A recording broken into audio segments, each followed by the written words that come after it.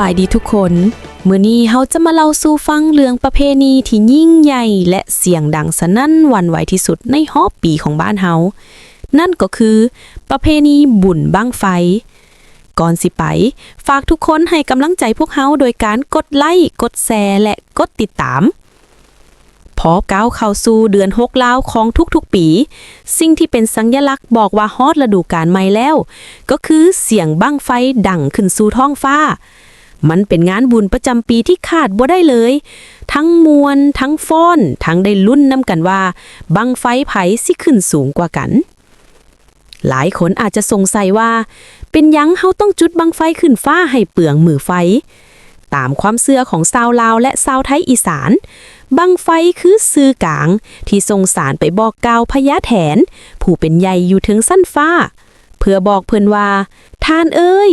ตอนนี้ฮอดฤดูเฮ็ดนาแล้วเด้อขอให้ปล่อยน้ำฝนตกลงมาให้ชาวนาได้เฮ็ดการผลิตแดถ้าปีใดบ่เฮ็ดบุญบั้งไฟเชื่อกันว่าฟ้าฝนจะแล้งข้าวกล้าในนาจะเหี่ยวแห้งฮู้บ่ว่าประเพณีที่เป็นเอกลักษณ์แบบนี้แม่นมีแต่อยู่ลาวกับไทยโดยเฉพาะภาคอีสานเท่านั้นเด้อ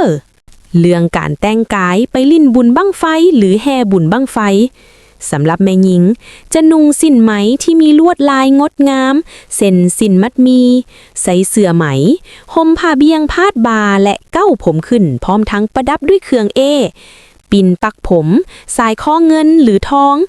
สีสันมักจะเน้นสีที่สดใสสำหรับผู้ชายมักจะนุ่งโส่งสะโลงหรือโส่งผ้าไหมใส่เสื้อคอตังพื้นเมืองบางครั้งมีผ้าเบียงแพ้ไหมมัดแอวหรือพาดบ่าสำหรับกลุ่มนี้จะเน้นความงดงามแต่จะมีอีกกลุ่มนี้เป็นหัวใจของความมวลซืนในบุญบั้งไฟโดยมีจุดประสงค์เพื่อสร้างเสียงหัวและกวนใจพญาแถนให้ปล่อยฝนลงมาการแต่งกายข้ามเพศผู้ชายมักจะแต่งตัวเป็นแม่หญิงโดยการนุ่งสิ้นยัดนมปลอมทาศพแดงๆและแต่งหน้าแบบจัดจ้านการทาสีโตและตมหลายคนจะเอาขีดตมขีมิ้นหรือสีดำมาทาทั่วห่างกายและใบหน้าอุปกรณ์เสริมมักจะมีการถือปลัดคิกซึ่งเป็นสัญลักษณ์ทางเพศซ้ายที่เฮ็ดจากไม้เพื่อแสดงถึงความอุดมสมบูรณ์ตามความเชื่อโบราณรวมถึงการใส่หน้ากากผีตาโขนหรือหน้ากากแปลกๆบุญบั้งไฟถือเป็นเอกลักษณ์เฉพาะของกลุ่มวัฒนธรรมไทยลาวที่อาศัยอยู่ลุ่มแม่น้ำของถึงว่าจะเห็นหลายอยู่2ประเทศนี้แต่ประเพณีที่คล้ายคือกันยังมีอยู่กลุ่มคนไทยยูนานจีนไทยดำและบางส่วนของเมียนมาอีกด้วยมันบ่แม่นเพียงการลิ้นมวนซืนแต่มันคือจิตวิญญาณที่บ่งบอกถึงหากเหงามาจากบอนเดียวกันบั้งไฟบ่ได้มีขนาดเดียวกันหมดใด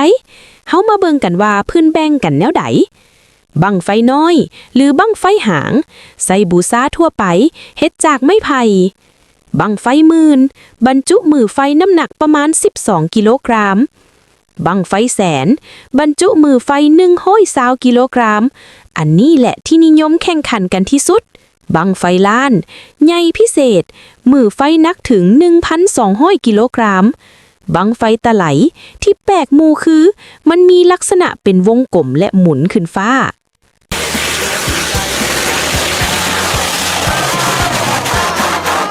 มาฮอดประเด็นฮ้อนหลายคนมักเว้าหยอกกันในเน็ตว่าบั้งไฟบ้านเฮาแห้งโพดจนสิส่งไปช่วยลบอยู่สงครามอิหร่านได้แล้วแต่ในความเป็นจริงแล้วบั้งไฟแม่นเครื่องสักการะบูชา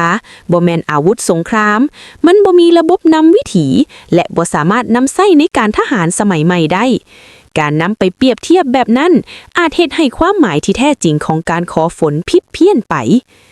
สรุปแล้วบุญบั้งไฟแฝงไปด้วยความเชื่อความสามัคคีและอารมณ์ขันของคนบ้านเฮา